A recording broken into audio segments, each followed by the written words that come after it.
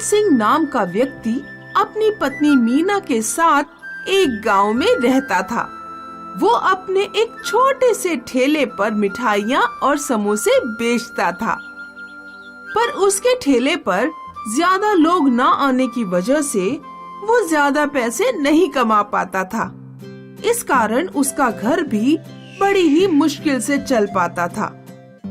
उसके ठेले के बराबर में एक और ठेले वाला था जिसका नाम रमेश था। वो बड़ा ही घमंडी किस्म का व्यक्ति था। उसके ठेले पर हमेशा लोगों की भीड़ लगी रहती थी और वो हमेशा लाल सिंह को नीचा दिखाता था। क्या लाल सिंह भाई, आज भी ज्यादा कमाई नहीं हुई? मैंने तो तुम्हें पहले ही कहा था, कोई और काम देख लो जो तुम्हें आता हो। तुम मेरी चिंता मत करो रमेश भाई, एक दिन मेरे ठेले पर भी लोगों की भीड़ लगी होगी। मैं अपनी हिम्मत कभी नहीं हारूंगा। बस ये कहते ही लाल सिंह अपने घर लौट जाता है। ज्यादा कमाई ना होने की वजह से मीना और लाल सिंह हमेशा चिंता में लगे रहते थे। कभी कभी तो उनके घर में खाने तक का राशन नहीं होता था। लाल सिंह अपनी मेहनत से मिठाइयाँ और समोसे तो बनाता है, मगर लोगों को उसका स्वाद अच्छा नहीं लगता और उसके गिने चुने ग्राहक भी रमेश के ठेले पर चले जाते थे। एक दिन मीना मंदिर में भगवान से रोते हुए प्रार्थना कर रही थी। उसकी आवाज सुनकर एक बूढ़े बाबा उसके पास आते हैं। अलख निरंजन, बेटा तुम क्यों रो रही हो? क्या हुआ? बाबा, मैं अपने हालातों पर रो रही हूँ। मेरे पति हलवाई हैं। उनका एक छोटा सा ठेला है, पर पता नहीं क्यों लोग उनके ठेले पर आते ही नहीं। चलो रो मत बेटी, मैं तेरी मदद करूंगा। ले ये कढ़ाई ले। ये कोई आम कढ़ाई नहीं है, ये एक जादुई कढ़ाई है। बेटी अपने पति से कहना कल से इसका ही इस्तेमाल करे, फिर देखना कैसे लोगों की तुम्हारे ठेले पर भीड़ लग जाएगी।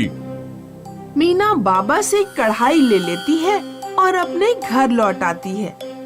शाम को जब लाल सिंह अपने घर आता है तो उसे मीना सारी बातें बता देती है और कहती है, सुनो जी, कल से आप इस कढ़ाई का इस्तेमाल करना। अगले दिन लाल सिंह वैसा ही करता है जैसा उसकी पत्नी ने कहा था। वो उस कढ़ाई का ही इस्तेमाल करता है जो उस बाबा ने दी थी। कढ़ाई का इस्तेमाल करके मिठाइयाँ और समोसों की खुशबू से वहाँ पर लोगों की भीड़ लग जाती है। रमेश के ठेले पर खड़े लोग भी लाल सिंह की हलवाई के ठेले से खाने की खुशबू सूंघकर उसके पास आ जाते हैं। ये देखकर लाल सिंह बहुत खुश हो जाता है। आज उसकी बहुत कमाई हुई थी और शाम को जब वो घर लौट जाता है तो खुश होते हुए मीना को बुलाता है। अजी सुनती हो, जल्दी आओ। जी हाँ, बताओ जी। अरे मीना, वो कढ़ाई तो सच में एक जादुई कढ़ाई है। तुम्हें पता है आज मेरे ठेले पर कितनी भीड़ लगी हुई थी? मुझे तो विश्वास ही नहीं हो रहा था। मीना भी ये सुनकर बहुत खुश हो जाती है। अब ऐसा रोज रोज चलता रहा और धीरे धीरे लाल सिंह हलवाई के ठेले पर हमेशा भीड़ रहने लगी। उसके पास इतने पैसे हो गए थे कि उसने अपनी एक बड़ी सी दुकान ही खोल ली। लाल सिंह हलवाई का नाम बहुत मशहूर हो गया था। उसकी दुकान पर दूर दूर से लोग आने लगे थे और उस तरफ रमेश को कुछ समझ ही नहीं आ रहा था। अरे ये लाल सिंह हलवाई इतनी जल्दी अमीर कैसे हो गया? मुझे तो दाल में कुछ काला लग रहा है। अब से मुझे उस पर नजर रखनी होगी। फिर रमेश रोज लाल सिंह पर नजर रखने लगा। एक दिन मीना और लाल सिंह अपने घर में उस कढ़ाई के बारे में बातें कर रहे थे। तभी रमेश खिड़की से उनकी सारी बातें सुन लेता है। अच्छा, ये जादुई कढ़ाई की वजह से इतनी जल्दी अमीर हुआ है। अब ना रहेगी कढ़ाई, ना रहेंगे लाल सिंह हलवाई के ग्राहक। रात को जब लाल सिंह और मीना सो जाते हैं तो रमेश चुपके से आकर उसकी कढ़ाई तोड़ देता है और वहाँ से चला जाता है। सुबह जब मीना उठती है तो टूटी हुई कढ़ाई को देखकर चिल्लाते हुए कहती है, हे भगवान, ये क्या हो गया? सुनो जी, जल्दी उठो, देखो ये कढ़ाई किसी ने तोड़ दी। अब हमारा क्या होगा? लाल सिंह को उस जादुई कढ़ाई के टूटने पर बहुत हैरानी होती है और अपने मन में सोचता है, हे प्रभु, अब मेरी दुकान कैसे चलेगी? उस दिन के बाद से उसकी दुकान पर लोगों की भीड़ कम होने लगी और धीरे धीरे उसे बहुत नुकसान होने लगा। उसे कुछ समझ नहीं आ रहा था। वो सोचता है कि मुझे उस बाबा के पास जाना चाहिए। फिर वो दोनों उस बूढ़े बाबा के पास जाते हैं और उन्हें सारी बातें बताते हैं। ये सुनकर बूढ़े बाबा उनसे कहते हैं, बेटा, मैं मानता हूँ कि वो एक जादुई कढ़ाई थी, परंतु हमें किसी चीज पर ज्यादा निर्भर नहीं होना चाहिए। तुझे तो इससे सीख मिलनी चाहिए। बेटा, जादू तो हमारे हाथों में होता है। हमेशा सच्चाई से और लगन से अपना काम करो, सफलता तुम्हें जरूर मिलेगी। बाबा जी, आपने मेरी आंखें खोल दी। अब से मैं मेहनत के दम पर सफलता प्राप्त करूंगा। बस ये कहते ही वो दोनों वहाँ से चले जाते हैं। फिर क्या, लाल सिंह हलवाई तब से अपनी पूरी मेहनत और लगन से मिठाइयाँ और समोसे बनाता है। देखते ही देखते उसकी दुकान पर फिर से पहले जैसी भीड़ लगने लग जाती है।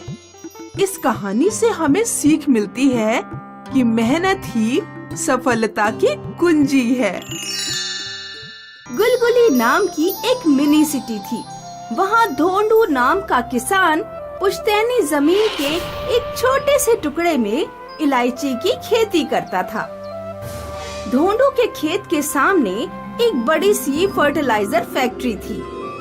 फैक्ट्री से फर्टिलाइजर्स की काफी बदबू आती थी। एक दिन धोंडू इलायची खेत में काम कर रहा था।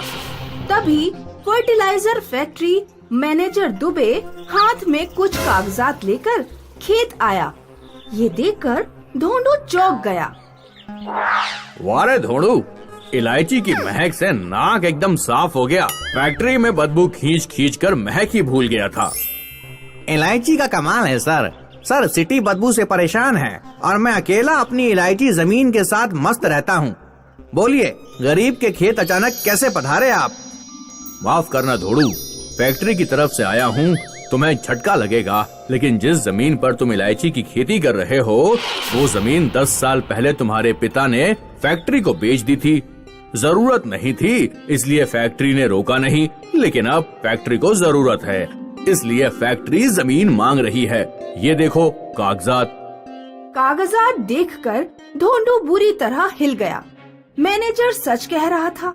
धोंडू के पिता ने जमीन फैक्ट्री के नाम कर दी थी। मालिक ऐसा ना करे, मेरा बाप बेवड़ा था, सारी पुश्तैनी खेती खा गया। जो बचा है वो आपके सामने है। ये जमीन मेरे दिल का टुकड़ा है, ये टूटेगा तो मैं भी टूट जाऊंगा। माफ करना दोस्त, फैक्ट्री के टेक्निकल सपोर्ट के लिए रशिया से कुछ इंजीनियर्स आने वाले हैं। उनके लिए यहाँ घर बनेंगे, इसलिए 1 महीने के अंदर ये जमीन खाली कर दो। फैक्ट्री में जॉब मिल जाएगा, चिंता ना करो, चलता हूँ। मैनेजर दुबे चला गया, लेकिन जाते जाते धोंडू को रुला गया। धोंडू जमीन पर बैठकर छाती पीट पीट कर रोने लगा। जिसे अपना समझकर खून पसीना बहाया, दिन रात करके सोना उगाया, वो मेरी जमीन फैक्ट्री की अमानत थी। हे भगवान, अब मैं क्या करूं? धोंडू जोर जोर से रोने लगा। उसकी आंखों से आंसू टपकने लगे। धोंडू के सारे आंसू जमीन ने पी लिए और धोंडू के दुख में जमीन भी शामिल हो गई। धोंडू थक गया और इलायची के खेत में ही सो गया। दूसरे दिन सुबह हुई, सूरज चमका और धोंडू ने आंखें खोली। जैसे ही उसने आंखें खोली, उसे लगा कि वो सपना देख रहा है, क्योंकि उसके सामने एक विशाल इलायची पड़ी हुई थी, मोटी, तगड़ी और महाकाय। धोंडू ने इलायची को छूकर देखा तो समझ गया कि वो सपना नहीं, सच था। हे भगवान, ये मैं क्या देख रहा हूँ? इतनी बड़ी इलायची! इतने सालों से इलायची की खेती कर रहा हूँ, पर ऐसी इलायची कभी नहीं देखी जो एक रात में इतनी बड़ी हो गई। तभी धोंडू को मैनेजर की बात याद आई और वो फिर से दुखी हो गया। क्या फायदा इतनी बड़ी इलायची बनकर, जब ये इलायची बनाने वाली जमीन ही पराई है। देखते देखते विशाल इलायची की खबर पूरे मिनी सिटी में फैल गई और विशाल इलायची देखने लोगों की भीड़ उमड़ पड़ी। फर्टिलाइजर फैक्ट्री मैनेजर दुबे भी आया और इलायची देखकर बोला, भाई धोंडू, गजब किसान है तू, इतनी बड़ी इलायची बना दी। लेकिन अफसोस, अब तू किसान नहीं रहेगा, याद है ना? खेत खाली करना है। आज रशियन इंजीनियर्स फैक्ट्री देखने आ रहे हैं। 6 महीने बाद फैमिली लेकर आएंगे, तब तक मकान रेडी चाहिए। दोपहर को मैनेजर दुबे रशियन इंजीनियर्स को फैक्ट्री लाया तो फर्टिलाइजर्स की बदबू से ही इंजीनियर्स बेहोश होने लगे। What is this? हमें यहाँ से दूर ले चलो, जल्दी। दुबे इंजीनियर्स की परेशानी समझ गया और उन्हें धोंडू के इलायची खेत में ले आया। सर, यहाँ बदबू वाली स्मेल नहीं है, वो आपको आदत नहीं है ना, इसलिए। What is this, Dubey? Factory इतनी बदबू कैसे छोड़ती है? हमारी रशियन फैक्ट्रीज ऐसी नहीं हैं। इसीलिए तो आपको बुलाया है सर। बाय द वे, इस पूरे फार्म में आप लोगों के मकान बनेंगे। ये इलायची विलायची सब खाली हो जाएगा। तभी इंजीनियर्स की नजर विशाल इलायची पर पड़ी और वो चकित हो गए। पागल हो गए हो दुबे, आपकी कंट्री में ग्रेट किसान हैं और आप खेती हटाकर फैक्ट्रियां बढ़ा रहे हो। बाय द वे, ये इलायची फार्म नहीं हटेगा। फिर आप कहाँ रहेंगे सर? इलायची में। ये सुनकर दुबे बौखला गया तो इंजीनियर समझाने लगा, हम इलायची की इमारत बनाएंगे और उसमें रहेंगे, ताकि फैक्ट्री की बदबू भी नहीं आएगी और किसान का नुकसान भी नहीं होगा। फिर क्या था, दुबे ने ये बात धोंडू को बताई तो धोंडू खुशी से नाचने लगा। मैनेजर दुबे ने फर्टिलाइजर फैक्ट्री से प्रोजेक्ट अप्रूव कर लिया और रशियन इंजीनियर्स ने मिलकर 4 दिन रात काम करके विशाल इलायची में इमारत बनवा दी। जब धोंडू इंजीनियर्स से मिला तो इंजीनियर्स बोले, Dhondu, you are great. You are सब लोग और ज्यादा ग्रेट सर। आप लोगों ने मेरी इलायची की इमारत बनवा दी, उसमें रहने का फैसला किया। उसकी वजह से फैक्ट्री ने मेरी जमीन मुझे वापस लौटा दी। अब मैं खेती कर सकता हूँ। ऐसा कहते हुए भावुक धोंडू और ज्यादा भावुक होकर रोने लगा। ये देखकर इंजीनियर ने धोंडू को अपने गले लगा लिया।